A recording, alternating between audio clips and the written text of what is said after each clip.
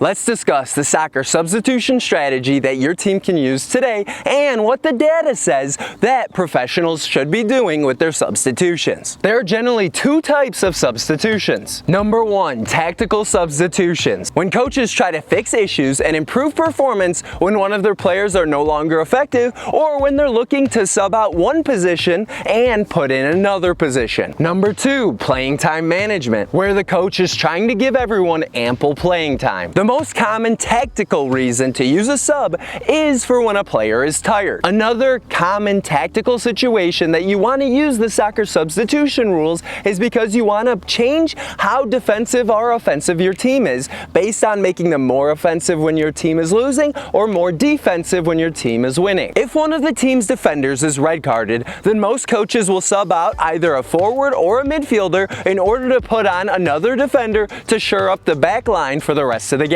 For playing time management, understand that development hinges on the ability of the player to play, get feedback, and then eventually play again in that game to apply that feedback. For example, players play the first half. At halftime, get instruction from the coach's speech, and then go in the second half to apply that instruction. It's better to first announce the second half substitutions and then give instructions on what you expect to see in the second half. The players will pay better attention because now that instruction is directly applicable to them. Also, coaches should prepare their players both mentally and physically before sending them onto the field. The players on the bench should go through a warm-up and stretch dynamically periodically, especially in cold weather, in order to prevent injuries. If the soccer substitution is a tactical one, make sure to talk to them before sending them on so they know exactly what their expectations are. And could you give this video a like? In 2012, Brett Myers, a professor at Villanova University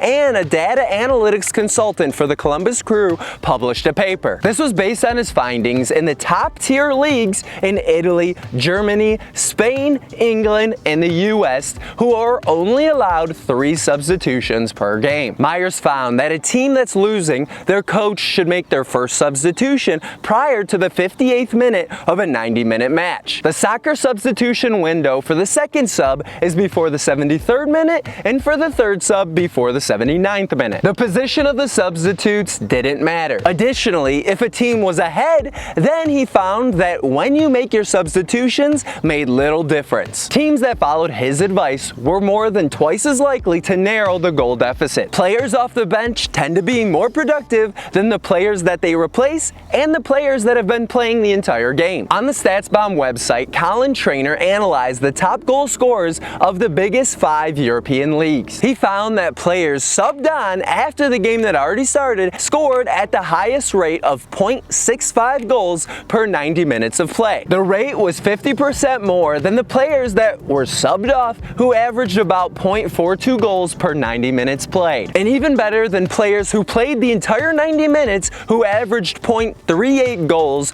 per 90 minutes. Some of this can be attributed to the fact that most players subbed during a game are midfielders and forwards. If forwards are told they are likely to be taken off in the second half or early in the second half, then they're more likely to run and pressure defenders and not conserve their energy. However, many youth leagues actually use quarters instead of halves to ensure that there's relatively equal playing time for all kids. Rules usually accompany this, where no player is allowed to play their fourth quarter unless all the other players have played at least 3 quarters. This can be easily tracked by going into the game with a predetermined plan or by using pen and paper. By the way, I'm Dylan Joseph, trainer and #1 best-selling Amazon author. As a coach, try to avoid immediately subbing a player that made a mistake that led directly to a goal. Have a heart and wait until at least the next stoppage of play. Make sure to speak to the player that's coming off the field by saying, "Good job, get some water and stay ready." For coaches without a soccer substitution limit,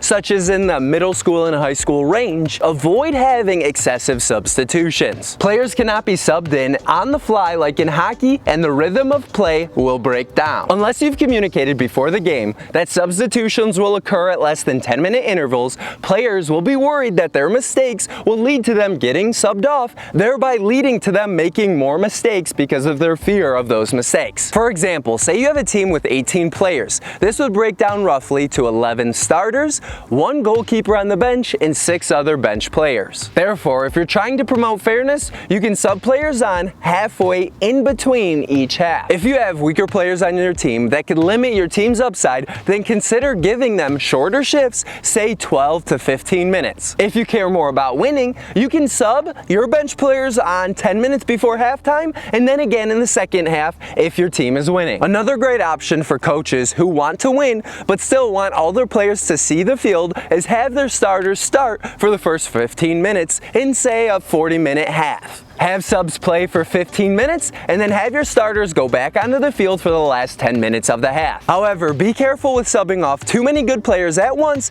because it'll make it easier for the other team to score. The soccer substitution plan for coaches coaching elementary aged players is to sub in about every 10 or so minutes to make sure that the players on the bench and on the field are remaining engaged. For more ways to improve your team and build your coaching confidence, grab the book I've written using the link Soccer Coaching. Subscribe to watch my videos first.